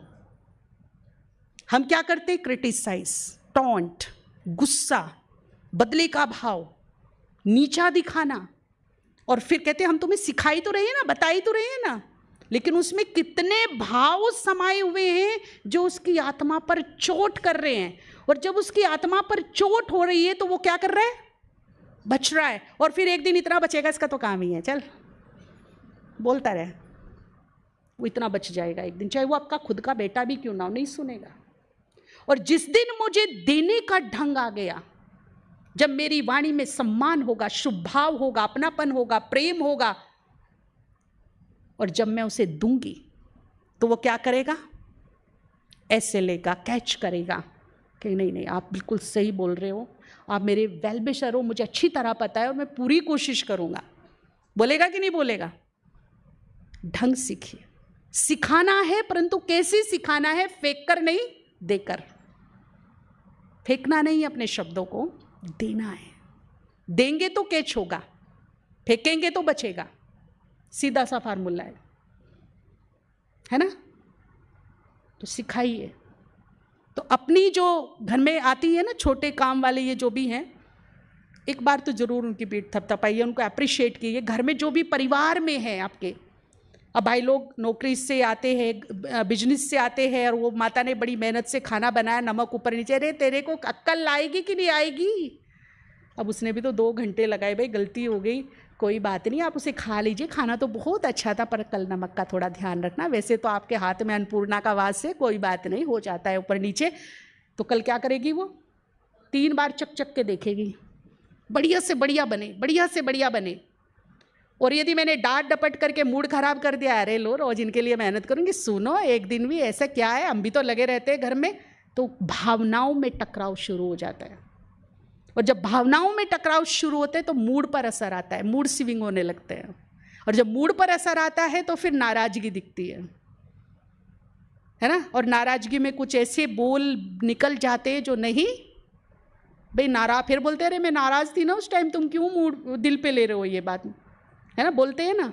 फिर वो शब्द कहते हैं ना कि रही मन धागा प्रेम का मत तोड़, टूटे से फिर ना जुरे जुरे, तो ये वाली स्थिति आ जाती है। जुड़ तो जाता है पर कहीं ना कहीं क्या आ जाती है। तो इसीलिए अपने घर को, अपने आसपास के माहौल को हम क्या बनाएंगे, खुशनुमा। जितना हम खुश रहेंगे, खुश रहने की आदत डालेंगे, दूसरों को खुशियां देंगे, उतना हमारी खुश नसीबी बढ़ती रहेगी, बढ़ती रहेगी, बढ़ती रहेगी। और लोग हमें कहेंगे सामने से आके, तुम बहुत खुश नसीब हो। हमारी खुश नसीबी लोगों को दिखाई देगी, ठीक है ना। तो आज से इस भट्टी से अप्लाई करेंगे, एक नेचर बनाएंगे। क्या क्या नेचर बनाएंगे? बाबा की अंतिम इच्छा, और दूसरी नेचर शुक्राना, हर हाल में शुक्राना, है ना। जो तेरी इच्छा, शुक्राना कीजिए उसका, ऊपर वाले का। तो अपना भी शुक्राना कीजिए, मेरे पास तो है नहीं, मेरे पास तो ये नहीं, मेरे पास तो वो नहीं, मैं तो ऐसा ही हूं, मैं तो वैसा ही हूं, मेरा परिवार ऐसा, मेरा बेटा ऐसा, है ना। जो भी है, जैसा भी है, जो मुझे मिला है, वो मेरे कर्म और मेरे भाग्य के अनुसार ही मिला है। इसमें किसी का कोई दोष नहीं, कोई दोष नहीं। तो इस बात को मुझे पहले ही दिन स्वीकार कर लेना है। जो है, जितना है, जैसा है, सब मेरे भाग्य अनुरूप मिला है। और उसका भी मुझे स्वीकार करके क्या बोलना है? थैंक यू, शुक्रिया, बढ़िया से बढ़िया है, बढ़िया से बढ़िया है मेरे पास। आपको पता है ये थैंक यू, शुक्रिया, धन्यवाद शब्द पे बड़े काम चल रहे हैं विदेशों में। और ये रिसर्च निकल के आया है कि दिल से हम जिस बात का, जिस व्यक्ति का, वस्तु का आभार मानते हैं, शुक्रिया बोलते दिल से, ये नहीं कि जो अंग्रेज छोड़ गए यहाँ thank you thank you thank you, वो वाला नहीं, दिल से ऐसा निकले कि इसकी फ्रीक्वेंसी ब्रह्मांड में फैल जाए, ऐसा आभार, ऐसा धन्यवाद।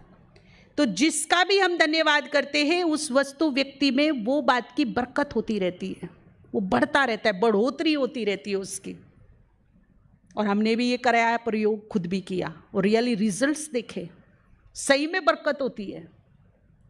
तो अभी नोटबंदी हो गई, 2000 के नोट भी बंद हो गए, लो जी, है ना, जीएसटी भी लग गई, फिर से लॉकडाउन लग गया, बिजनेसमैन बड़े परेशान। है ही नहीं, है ही नहीं, मत बोलो। ठीक है 2000 नहीं, 5000 नहीं, 500 है तो सही। बिल्कुल नहीं है ऐसा तो नहीं है ना, 100 थे कभी, आज 10 रुपये है, पर है तो।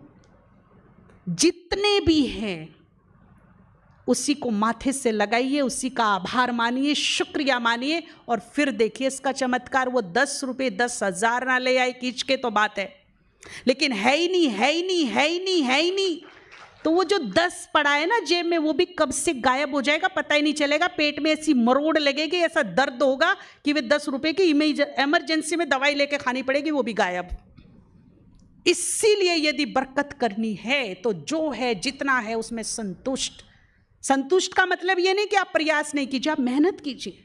आप अपने जो लक्ष्य है, आपका गोल है, उसको अचीव करने के लिए दिन रात मेहनत कीजिए, पर संतुष्ट मन से कीजिए। संतुष्ट मन से जो है वो भी बहुत है, और जो प्राप्त करना है वो मेरा एम है, लक्ष्य है, संतुष्ट मन से करना है, वो बेसब्र होके नहीं करना है। तो ये चाहे वो व्यक्ति है, वस्तु है, घर है, पैसा है, कुछ भी है, अगर मेरे मन अनुकूल नहीं है तो उसको दुक्कारना नहीं है, उलाहना नहीं, शिकवे नहीं, शिकायतें नहीं, वो भी कब से हाथ में से निकल जाएगा पता नहीं चलेगा। इसलिए जितना भी है उसी का बहुत बहुत आभार, धन्यवाद, शुक्रिया। कभी कभी क्या होता है ना, एक भाई का एक प्रैक्टिकल एग्जाम्पल मैं सुनाती हूँ। उसकी जेब से ना एक सिक्का गिरा, रुपया, तो उसको बोला भैया तुम्हारा रुपया गिर गया। अरे बेटा तू ही उठा ले, मेरी तो कमर में बहुत दर्द है। बेल्ट पहना हुआ, रियली बेल्ट पहना हुआ था। थोड़ी देर में ना 2000 का नोट निकल गया, अभी तो बंद हो रहे लेकिन तब था। 2000 का नोट निकला, कमर में दर्द, बेल्ट पहना, लपक के, भूल गया कमर दर्द भी है मुझे, लपक के एकदम उसको उठाने की कोशिश कर रहा है, और हम वहाँ देख रहे हैं। अभी 1 रुपये को तो छोड़ दिया था इसने, 2000 के लिए देखो कितनी तेजी से लपक लिया। लेकिन हुआ क्या, प्रकृति ने मजाक किया उसके साथ। जैसे ही वो लपका उठाने के लिए हवा का झोंका आया, उसे और आगे ले गया, और वो उसके पीछे ना झुका झुका उसके पीछे भाग रहा है। कभी कभी हम लोग कर देते, वो भूल गया कि जो 1 रुपया है वो पहली सीढ़ी है। अगर मैं पहली ही सीढ़ी का रेस्पेक्ट ना करूं तो 2000 मेरे हाथ से जाएगा ही। इसीलिए कभी भी अपनी पहली सीढ़ी को मत भूलिए। अगर 1 रुपया ना होता तो ये 2000 ना बनता। जितना रेस्पेक्ट मेरी नजरों में 2000 का है ना, उससे कहीं ज्यादा रेस्पेक्ट किसका होना चाहिए। और 1 रुपये की तो ताकत है, जिसके भी पास लग जाता है उसकी कीमत बढ़ा देता है, और शगुन का काम करता है। शगुन को संस्कृत में लक्ष्मी कहते हैं। अगर 10 के आगे 1 लग गया तो शगुन बन जाता है, 20 के आगे 1 लग गया, 50 के आगे 1 लग गया, 100 के आगे 1 लग गया, तो ये बरकत की निशानी होती है। उसका हम डिस्रिगार्ड कर रहे हैं, है ना। तो इन छोटी छोटी चीजों का आभार, ये हमारे जीवन में बरकत लाएंगे, बढ़ोतरी करेंगे। इनका सम्मान करना सीखें हम। पहली सीढ़ी को कभी ना भूलें, चाहे कितनी भी ऊंचाई पर पहुंचे, पर जुड़े किससे रहें? जुड़े किससे रहें? धरती से जुड़े रहें, क्योंकि एक दिन यही काम आनी है, यही पहुंचना है, यही लेटना है, यही सब कुछ होना है। इससे ऊपर उड़ के हमारा गुजारा नहीं है। तो हर हाल में, चाहे वो मेरी बुद्धि है, मेरा तन है, मेरा शरीर है, मेरे बच्चे, मेरा परिवार, मेरी वस्तु, मेरा पैसा, मेरा कारोबार, 24 घंटे में दिल खोल के सबका धन्यवाद।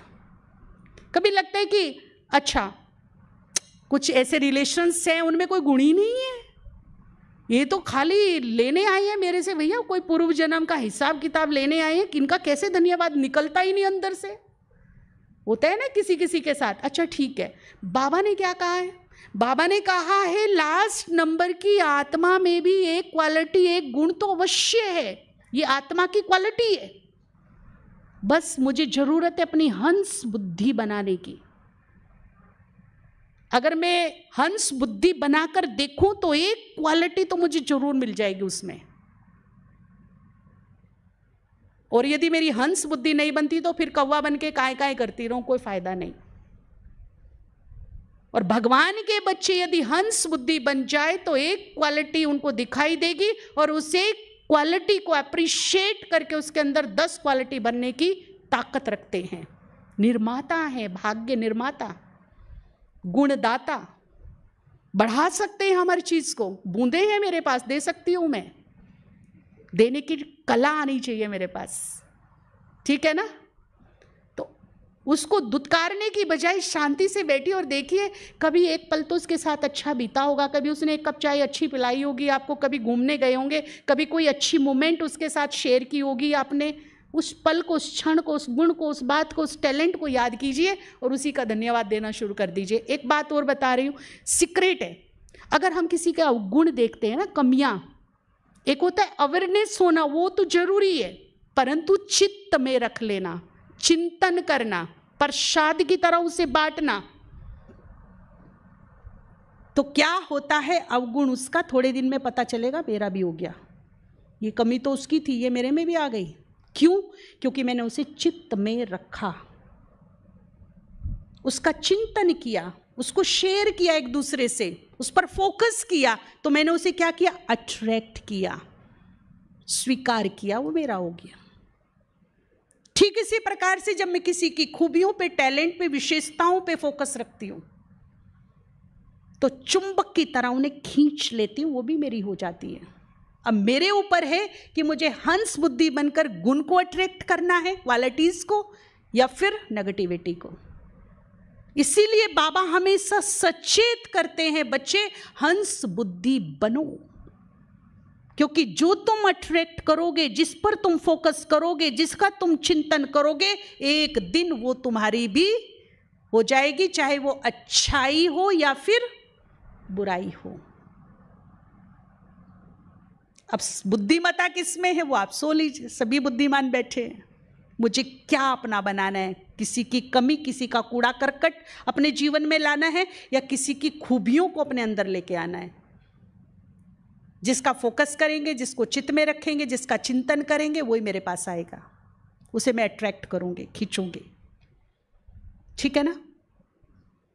दूसरी बात है परमात्मा का धन्यवाद। हमने अपना अपनों का किया,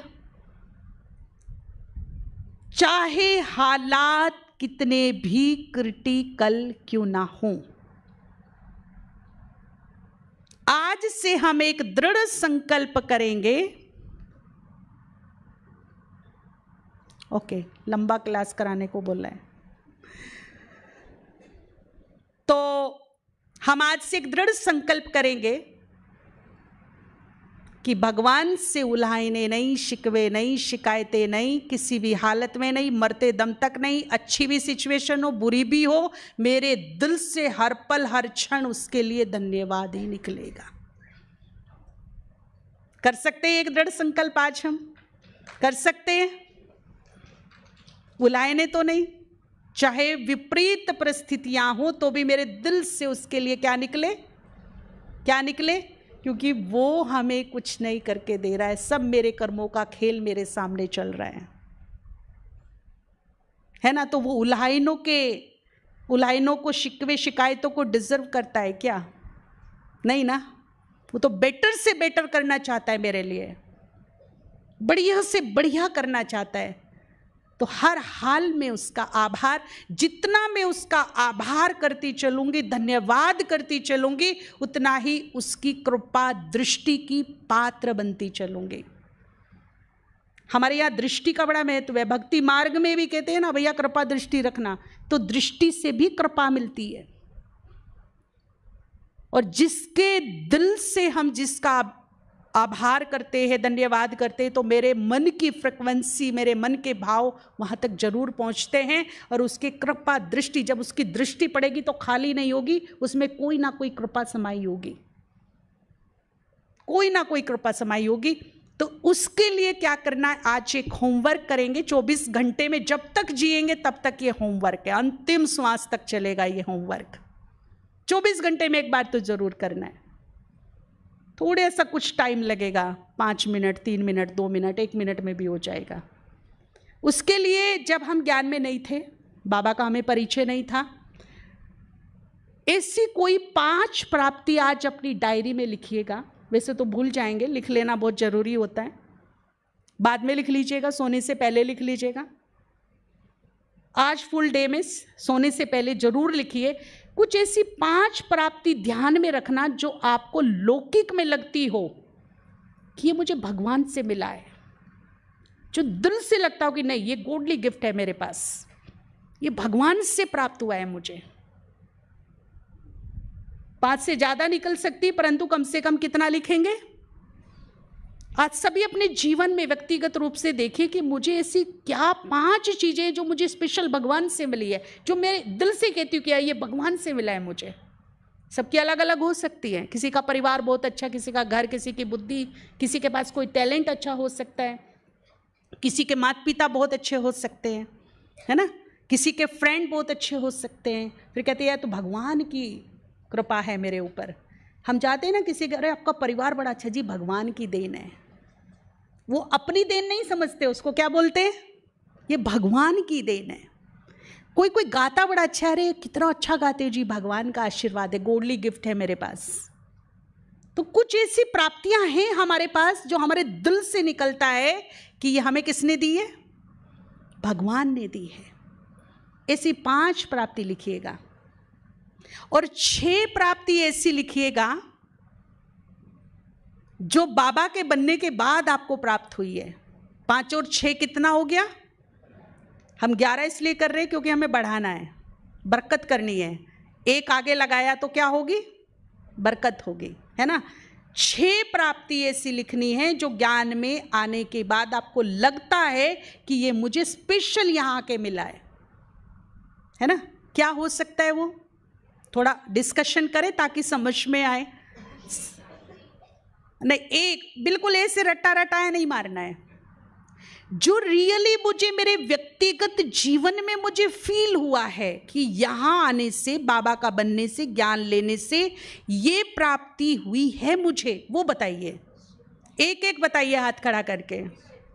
जी, भगवान पर निश्चय, पंक्चुअलिटी, जी पॉजिटिविटी, और जी पेशेंस, वेरी गुड, और स्वीकार करना, बहुत बढ़िया बात है जी। और बताइए। मेहरबानी फील होती है भगवान की जी। और बताइए। हाँ, अच्छा, भगवान से आपको संबंधों का सुख मिला। आपको नहीं, वो भाई हैं जो पीछे, बैलेंस। अच्छा, आपको लगा कि मेरा विवेक बढ़ा है यहाँ करके जी। आपको देखा, सबका अलग अलग निकल रहा है ना, सबको एक जैसी प्राप्ति नहीं हुई है, किसी को कुछ, किसी को कुछ, किसी को कुछ। तो सबकी व्यक्तिगत होगी। तो कितनी लिखेंगे? हो सकती है 11। अगर ये होमवर्क शुरू कर दिया ना, जीवन जीने का आनंद आ जाएगा। ये 11 प्राप्ति लिख कर, या तो बाबा के रूम में बैठकर, अगर यहां पॉसिबल ना हो तो सोने से पहले आज ये काम करिएगा। बिल्कुल आप फील कीजिए कि बाबा मेरे सामने बैठा है, फोटो में नहीं है, बिल्कुल वो मेरे सामने है। उसके मस्तक में महाज्योति चमक रही है, शिव बाबा। अब मैं जो उसको बोलूंगा वो एक एक बात मेरी सुनेगा, महसूस करेगा, मुझे टच करेगा, मुझे आशीर्वाद देगा, कृपा दृष्टि देगा।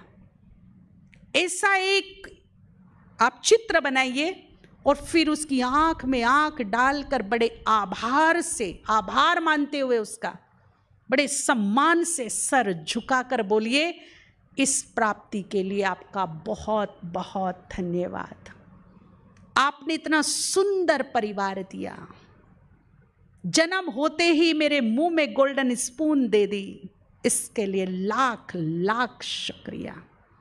आपने हमें सद्मार्ग दिया, सद्बुद्धि दी, इसके लिए खूब खूब शुक्रिया। आप हमें मिले, हमें सत्य ज्ञान मिला, हम भटकाव से बच गए, इसके लिए लाख लाख शुक्रिया। आप हमारे सहारे बने, साथी बने। आपने हमारे सर पर अपना हाथ रखा, अपना बनाया, हमें चुना, हमें पसंद किया। इसके लिए खूब खूब शुक्रिया, धन्यवाद धन्यवाद। 11 धन्यवाद कम से कम करिएगा। और मैं आपको बताऊं, व्यक्तिगत रूप से कई सालों से हमने ये शुरू किया है, अब दिनचर्या में शामिल है, लेकिन ना पेट नहीं भरता। ऐसा लगता है जब हम 4 प्राप्तियों का धन्यवाद करते तो 6 सामने खड़ी रहती हैं, ये भी तो है। फिर लगता है खत्म ही नहीं हो रही है। फिर ऐसा लगता है, फिर बाबा से बात करते, बाबा धन्यवाद करके तो मन ही नहीं भर रहा है, क्या ऐसा करें हम आपके लिए। फिर एक व्यक्तिगत बात हम बाबा से करते हैं, आपको पसंद आए तो आप भी कर लेना, बहुत व्यक्तिगत है। मैं बाबा से कहती हूँ, बाबा धन्यवाद करके पेट नहीं भरता है, कुछ ऐसा हो जाए जो तेरा आभार, तेरा ऋण चुका पाए हम। तो हम बाबा से कहते कि सृष्टि चक्र में मेरे जितने जन्म हो, मैं तेरे लिए जन्मूं, तेरे लिए मरूं, तेरे काम आ जाऊं, हर जन्म तेरे नाम। ऐसा कमिटमेंट, ऐसी ऑफर हम भगवान को दे सकते हैं। आपने मुझे ऑफर दी, बहन जी कभी भोपाल आना हो तो मुझे याद कर लेना, मैं घुमाऊंगा आपको, गाड़ी लेने लेकर आ जाऊंगा एयरपोर्ट से लेने। तो जैसे ही मैं आऊंगी तो मुझे कौन याद आएगा? कौन याद आएगा? भगवान को जब इस सृष्टि पर जरूरत पड़ेगी तो किसको याद करेगा? जिसने बहुत लंबा समय से उसे क्या दी हो? ऑफर दी हो। उसके बहुत बड़े बड़े काम करने वाले बन जाएंगे। दिल से ऑफर दीजिए, हम काम आए ना आए, लेकिन वो हमारे पर इतना बलिहार हो जाएगा कि हर काम में वो हमारे काम आ जाएगा। ये उसका रिटर्न है, ये उसका प्यार है, दिल से बांधिए उसको। और इतिहास गवाह है, शास्त्र गवाह है कि भगवान ने हमेशा प्रीत की रीत निभाई है। ऐसी कोई प्रीत नहीं जिसमें उसने रीत ना निभाई हो। पढ़ लीजिए आप शास्त्र उठा करके, उसने प्रीत की रीत हर हाल में निभाई है। प्रीत रखिए बस आप उससे सच्चे हृदय से प्रीत कीजिए, अपने आप वो बंध जाएगा, अपने आप वो उस प्रीत का ऋणी बन जाएगा, चुकाएगा, आपके काम आ जाएगा। ठीक है ना? तो आज से गिले शिकवे दिल शिकस्त उल्हाने बंद, और केवल क्या? याद कीजिए अपनी प्राप्तियों को, शुभ अवसरों को, जो जो आपको मिला है, उसकी बदौलत मिला है, जो जो, उसको धन्यवाद कीजिए। और लास्ट में है प्रकृति का धन्यवाद, हमारा, भगवान का, और फिर किसका? प्रकृति से पहले मैं उन आत्माओं का भी, जैसे हम क्षमा याचना करते हैं ना, जिनसे हमारे कर्म बंधन है, तो सभी से हमारे कर्म बंधन थोड़े ही हैं, किसी से हमारे पॉजिटिव बंधन भी है। ऐसी बहुत आत्माएं हैं जिन्होंने जन्मों जन्म हमें बहुत प्यार किया, साथ दिया, मदद की, सहयोग दिया, अपनापन दिया, सपोर्ट दिया, सहयोग दिया। ऐसी भी तो आत्माएं होंगी कि नहीं होंगी? तो उनके लिए क्या बनता है? जब आप धन्यवाद करने बैठो तो उस लिस्ट में उन आत्माओं को भी ऐड कीजिएगा, कि चाहे वो इस जन्म से रिलेटेड आत्माएं हैं या फिर वो पूर्व जन्मों से रिलेटेड आत्माएं हैं, जिन्होंने भी मुझे साथ सहयोग मदद दिया है, इस जन्म में दिया या पूर्व जन्म में दिया, उनका भी तहे दिल से शुक्रिया शुक्रिया शुक्रिया। और साथ में उन्हें कुछ देना, गिफ्ट। जब कोई हमें कुछ देता है तो हमारा भी दिल होता है ना, हम भी उनको कुछ दें। तो हम क्या गिफ्ट देंगे? हम उन्हें दुआओं की गिफ्ट देंगे। अपने हृदय के अंदर से उनको दुआएं दीजिए, ऐसी दुआ कि इधर निकले उधर लग जाए, सच्ची आत्मा से। वे जहां भी हैं सुखी रहे, स्वस्थ रहे, खुश रहे, निरोग रहे, उनका भला हो, कल्याण हो। और फिर इसका रिजल्ट जो अनुभव हो रहा है हमारे ग्रुप को, कि वीरान जंगल में भी चले जाओ ना, वहां भी मददगार मिल जाते हैं। मददगार क्या हो रही है? अट्रैक्ट हो रही हैं, खिंच रही हैं, उन्हें अट्रैक्शन हो रहा है, और चारों तरफ मददगार खड़े हुए मिलते हैं हमको। ये अनुभव होगा। आप मददगारों को क्या करोगे? अट्रैक्ट कर लोगे, खींच लोगे अपनी तरफ। तो उन आत्माओं का भी करेंगे। और फिर प्रकृति का बहुत जरूरी है दोस्ती करना अब इससे, क्योंकि आगे का खेल यही खेलने वाली है ना। अभी आपने इस साल में प्रकृति को असंतुलित होते हुए नहीं देखा क्या? ऐसा लग रहा है जैसे बावरी सी हो गई है ना। कोई मौसम ही नहीं लग रहे हैं क्या?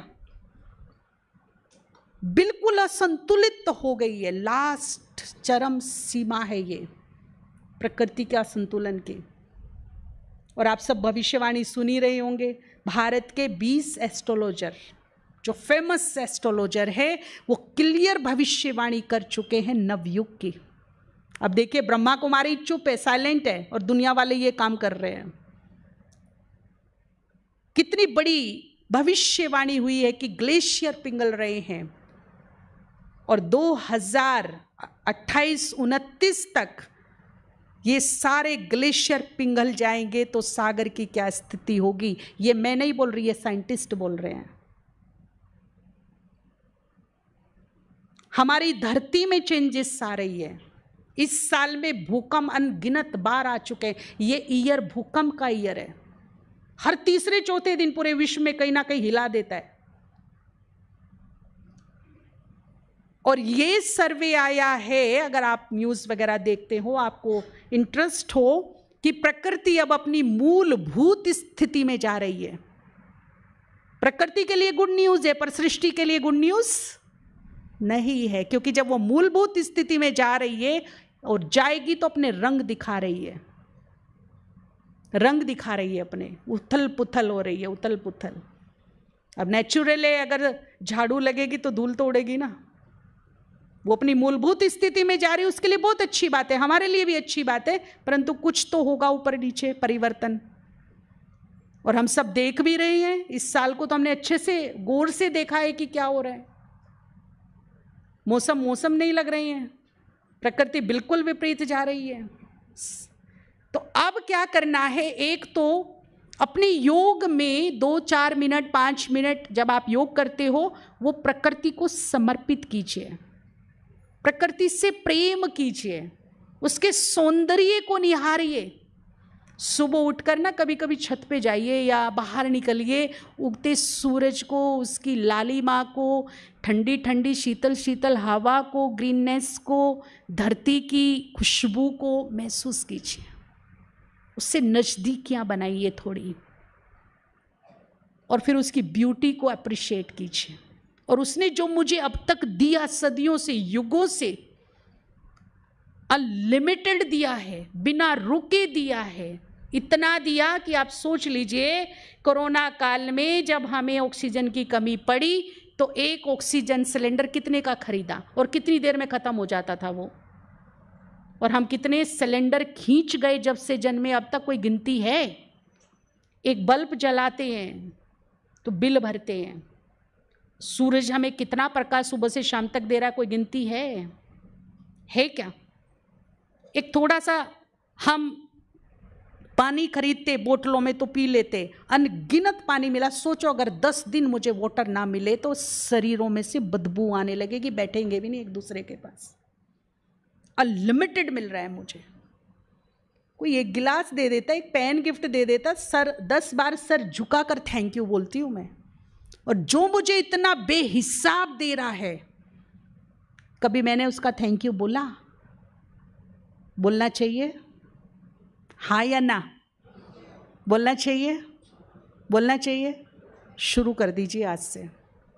दोस्ती कर लीजिए टाइम रहते प्रकृति से, सेवा कीजिए, प्यार कीजिए उससे। भगवान से पावरफुल सकाश लेकर के एक एक तत्व को अपने सामने खड़ा हुआ देखिए।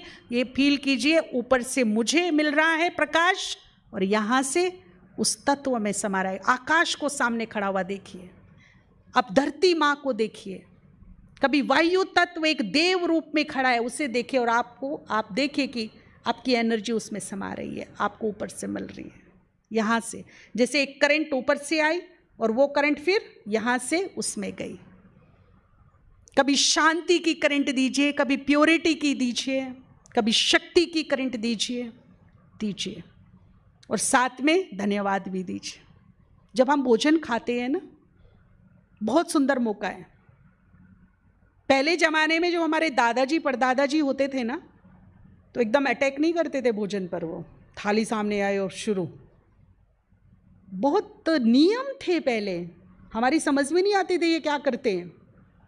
एक लोटा आता था साथ में पानी का, जमीन पे बैठते थे, भोजन एक लकड़ी के पट्टे पर रखते थे, एक लोटा साथ में आता था, उस लोटे में पानी भर के ऐसे ऐसे कुछ तो करते थे, ऐसे ऐसे, और फिर 3 बार ऐसे ऐसे ऐसे, है ना, और फिर उस भोजन को बड़े सम्मान से स्वीकार करते थे। आज भिंडी क्यों बनाई है पता नहीं, गैस होती है मेरे को, उड़द की दाल बनाने को मना किया है ना, क्यों बनाई है, ले जाओ इसे थाली को उठा के, नहीं खाना मुझे।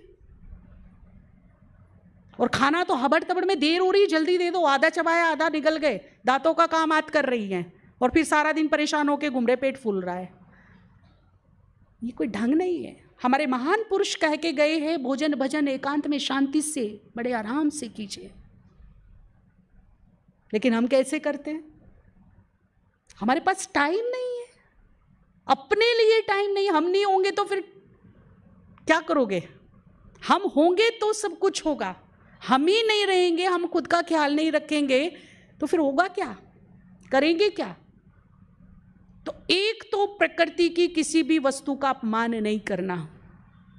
परहेज हो सकता है, वो अलग बात है। मान लीजिए भिंडी सूट नहीं होती, डॉक्टर ने कहा गैस सी के आपको गैस करती, तो ये नहीं कि उसकी आप ग्लानी शुरू कर दो, 4 को और बोल दे रही भिंडी मत खाइयो, बहुत गैसी के, हटा दो इसको, डाइट में से हटा दो अपनी। एक भाई था जो उड़द की दाल से बड़ा चिढ़ता था, बचपन से उसको ऐसे डर लगता था जैसे सांप हो। उसके सामने आया नहीं कि थाली फेंकी नहीं, गाली गलौज की नहीं उसने, सैकड़ों बार उड़द की दाल का अपमान किया उसने।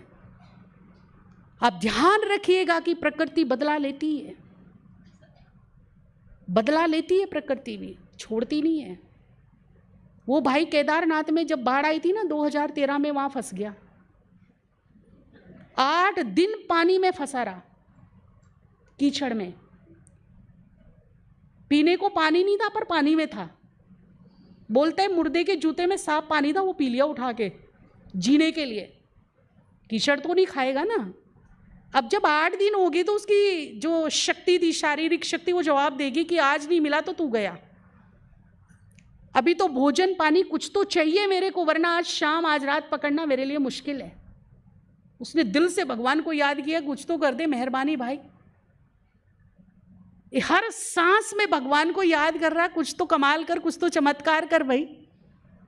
अब एक अनाउंस हुआ दूर से कि हेलीकॉप्टर से फूड पैकेट गिरेंगे सूखे स्थान पर, लेकिन कंडीशन ये है कि सूखे स्थान पे गिरेंगे। वो था कीचड़ में, इतना इतना कीचड़। अब जहां गिरने थे वो थोड़ी ही दूर पर था, कुछ मीटर दूरी पर ही था, लेकिन कीचड़ बहुत था जिसमें वो फंसा हुआ था। उसने बोला कि उस सूखे स्थान पर जाने के लिए, अगर वो सूखा स्थान होता तो 1 से 2 मिनट भी मुश्किल लगता, उसको 4 घंटे लगे। कभी गिरा, कभी रेंगा, कभी फंसा, कभी धंसा, और 4 घंटे में जब वो सूखे स्थान पर पहुंचा तो एकदम ऐसे।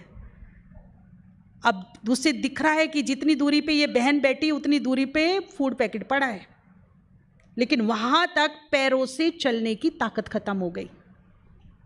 तो हमें बड़ी जिज्ञासा हो रही थी, फिर क्या किया तुमने? तो बोला क्या किया, जैसे वो सांप रेंगता है ना, ऐसे रेंग रेंग के लेटा लेटा रेंगा, और रेंग रेंग के डब्बे तक पहुंचा। डब्बे को लपक के उठाया, खोला तो उसमें उड़द की दाल और चावल। खा या मर। अगर मैंने प्रकृति का अपमान किया तो टाइम पर मौके पे चौका मारेगी वो। इसीलिए हर हाल में दोस्ती, हर चीज से दोस्ती। हम भूल जाते उड़द की दाल को, जैसा होना चाहिए वैसी है, कमी मेरे पेट में है, डाइजेशन मेरा वीक है। और कमी किस में निकालते हैं? पेट मेरा वीक है, डाइजेशन मेरा वीक है, और कमी किस में निकाल रहे हैं जी? अगर मान लीजिए परहेज है, मेरा डाइजेशन वीक है, मेरा पेट उसको नहीं रिसीव कर पा रहा है, तो गलती दाल की है कि पेट की है? और नुक्स किस में, फेंका किसको जा रहा है? ये बुद्धिमत्ता है। तो क्यों ना हम बाबा की तरह स्वीकार करें, जैसे बाबा दृष्टि से बड़े प्यार से स्वीकार करता है ना, तो जब कोई ऐसी चीज सामने आए तो उन्हें प्रेम से धन्यवाद बोलना, उनको बोलना आई लव यू भिंडी, आई लाइक यू उड़द की दाल, आई रेस्पेक्ट यू, तुम बहुत टेस्टी हो, बहुत अच्छी हो, पर आई एम वेरी सॉरी मेरा पेट वीक है।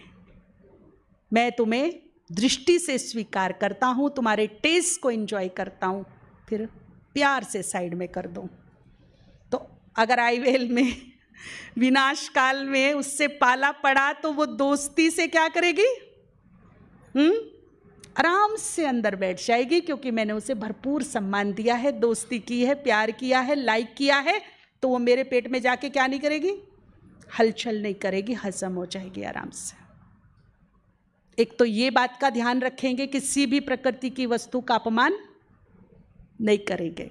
दूसरी बात, जब भोजन सामने आए विधिवत खाएंगे, उसको संजीवनी बनाएंगे, अमृत बनाएंगे। तो सबसे पहले बाबा का धन्यवाद, और धन्यवाद ऐसा हो जैसे राजकुमारों का, शहजादियों का, भले ही अचार और रोटी हो, पर जो धन्यवाद निकले ना वो शहजादों वाला निकलना चाहिए कि बाबा ये सृष्टि के पालन करता, आप हमारी पालना कर रहे हो, शहजादियों की तरह पाल रहे हो, इसके लिए लाख लाख पालन करता तेरा खूब खूब धन्यवाद। फिर हम प्रकृति के पांचों तत्व से वो वस्तु तैयार हुई है उसका धन्यवाद करेंगे। फिर जिसका भी हाथ लगा, चाहे वो फार्मर है, बेचने वाले, लेने वाले, बनाने वाले, परोसने वाले, इस भोजन का, इस थाली को मेरे तक पहुंचाने में जिसका भी सहयोग रहा, उन सब का धन्यवाद। सुखी रहें, स्वस्थ रहें, खुश रहें। फिर अन्नपूर्णा माँ का धन्यवाद इतनी भरपूरता के लिए कि हम तीनों टाइम भरपेट खा रहे हैं।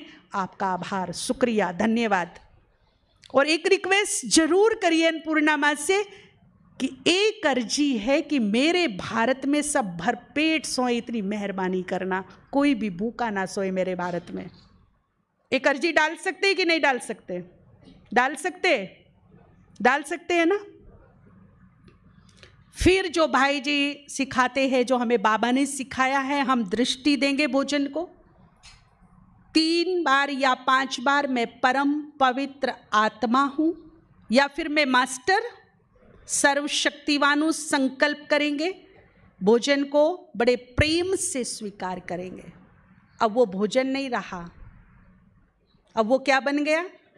अब वो प्रसाद है, अमृत है, संजीवनी है, जो मेरे शरीर में बिल्कुल फिट बैठेगा, मुझे ताकत देगा, शक्ति देगा, मेरे मन तन को ठीक रखेगा। ये भोजन करने का तरीका सीखना है। तो प्रकृति के पांचों तत्वों को सकाश भी देना है और धन्यवाद भी देना है। और तीसरा है किसी का दिल। अब ये टाइम की डिमांड है कि अब किसी का दिल बोलिए।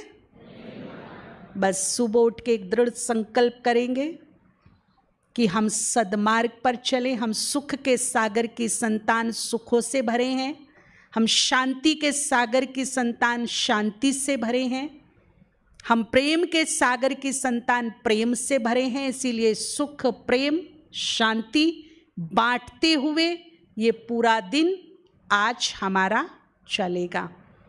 किसी को भी हम दृढ़ संकल्प करें, संकल्प में बड़ी ताकत है। मन से, वचन से, कर्म से, व्यवहार से किसी को भी हम तकलीफ, कष्ट, दुख, अपमान नहीं देंगे। अब हम किसी का दिल नहीं दुखाएंगे। तो सुख हो गया, मुस्कुराना, शुक्राना और किसी का थैंक यू। आप सभी सुखी रहें, स्वस्थ रहें, निरोग रहें, खुश रहें।